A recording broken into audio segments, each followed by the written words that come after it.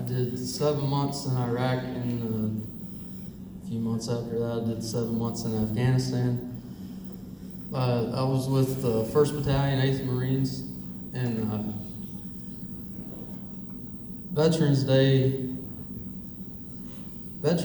is a day set apart just to thank all the men and women that have sacrificed their lives. I mean, all of us, all these men and women sitting here in between y'all, they have lost brothers, they've lost sisters that never got to come home. And those men and women sacrificed their full life. And but all these men and women sitting here in between you, they sacrificed part of their life as well. And none of that goes away from them. The time that they gave is still with them to this day. And that's something that was given for everybody, for all of y'all. Some people join the military. Everybody has different reasons for why they join the military. Some people join for the legacy of it, because their grandfather, their father, their mother, or brother, or whatever it is. Some just because they want to give back to the men and women that have gone before them. Some people join the military just because it's an easy way to get to go to college or to learn a skill. But there's many reasons why people join the military. I believe I saw some Vietnam veterans sitting out here. During Vietnam, some of those veterans were just living their life, having their family, having a good time, and the nation said, you know what, I know you got this going on, but we need bodies and we need you to go. And they had to go. They didn't really get a choice in the matter. They had to go do it.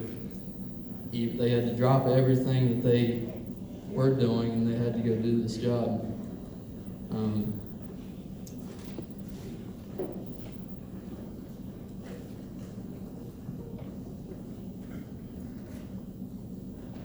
No matter what their reasons, what the reason was why an individual joined the military, once you get there, once you go through basic training, once you get to your unit, and once you start training to do your job, it starts all coming to you, what you're actually there for, what your purpose is.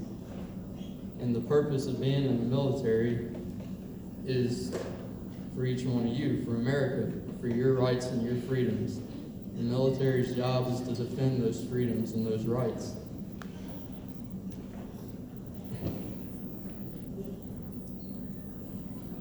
You're handed a task by your nation, by your leaders, and you have to take that task whether you agree with it or disagree with it. And you just have to do the job the best that you can do. And it's all for you. Ultimately, by serving in the military, you serve the nation, you serve the citizens of the United States of America. And that's each one of you. It is for your parents, it's for you. Everybody that served in the military does so, hoping that one day, the man just said a little bit ago that World War I, they said, was the war to end all wars. That's what people were hoping for. But every generation that's followed that and had to go to war, every man and woman that's been in war has done so, hoping that the future generations and the future children of our nation wouldn't have to go through the same thing. But it happens. As long as we're human beings and as long as people make mistakes, there's going to be war, and somebody's going to have to stand up and make the sacrifice.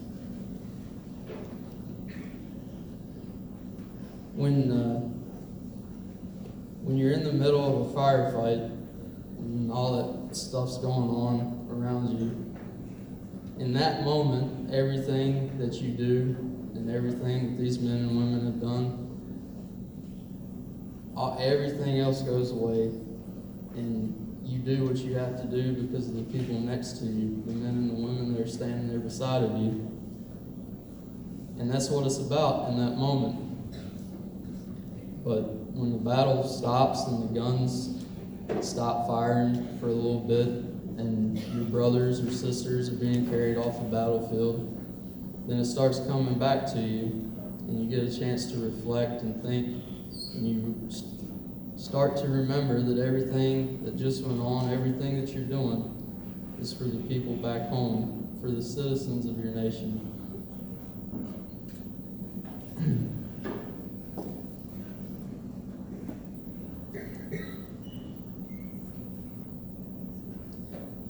I guess I should follow my notes a little bit more.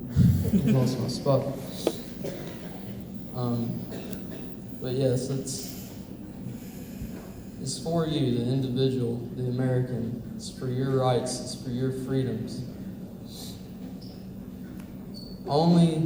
I've been not a lot of places in the world, but I've been to quite a few places in the world. And to my knowledge, only in America can you, the American citizen of this nation, only in America can you march onto the nation's capital, stand in front of the White House, burn and disrespect the nation's flag, choose to sit during the national anthem, kneel during the national anthem, protest your government without the fear of any repercussions of that. You don't have to fear being thrown in prison. You don't have to fear death. That doesn't happen anywhere else in the world. You don't even have to be a citizen. You just try going to Russia or any of these other countries and go protest their government and burn their flag and see what happens to you. You can't do that anywhere else in the world. But you have that right in America. All these men and women sitting out here today, like I said, have sacrificed parts of their lives. You saw pictures of men that have sacrificed their limbs. I'm sure everybody out here has brothers and sisters that have sacrificed their life in full for those rights. And there's a lot of disagreement, I think, today on whether you should be allowed to do that or not, but I don't want to get into all that. But ultimately, I just want you to know that it's your right, and that right has been paid for in blood. And I don't know the dude's name, the NFL player that chose to kneel during the national anthem, the one that started all that. But I remember him saying that the reason he was doing so was because he disagreed with the government and what the government was standing for. And I do believe that it's his right to choose to do that if he wants to. But if you feel strongly about something and you feel that you need to make a change, exercise your rights as Americans, because it was given to you. It's a gift. But in saying that, I also want to say this.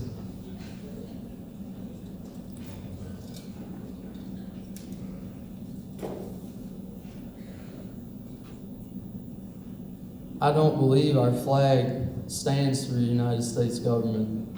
I don't believe that our flag stands for the people in Washington, D.C. that are making crazy decisions these days.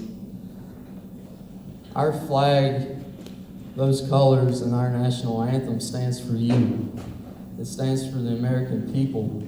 It's a symbol of how great we all are when we come together and stand together. When I see that flag and I hear the national anthem and I recite the Pledge of Allegiance, Washington, D.C. and our government doesn't come to my mind. What comes to my mind is all the blood, sweat, and tears that have gone in so you can sit here, so we can all sit here and have the rights and the freedoms that we have. When I see that flag,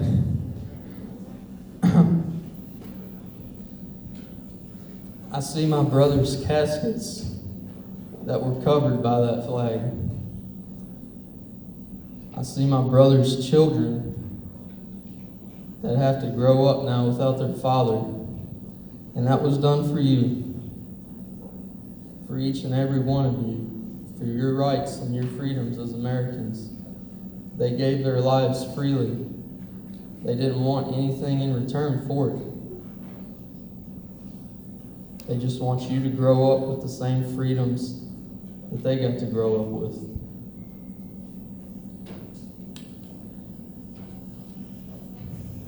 Millions of men and women have paid that price for you. They've laid down their lives. They've come home with their caskets covered with that flag. And watching people kneel during the national anthem or refuse to stand for the Pledge of Allegiance, like I said, I don't really believe that you're protesting a government. I mean, you might be in your own way, and if that's how you feel, that's how you feel, I guess. But I would just ask you to think. We just recited the Pledge of Allegiance. I pledge allegiance to the flag of the United States of America and to the republic for which it stands. That's not Washington, D.C. That's not President Trump. That's not all our senators. And that's you. The republic is you. You're going to grow up and you will have a voice. When you turn 18 and you get the right to vote, you finally are able to vote. That's your voice. You can make changes. And I encourage you to think about what goes on in the world, to look into what goes on in the world and in our nation, and decide where you stand on issues, and then go for it, because that's your right.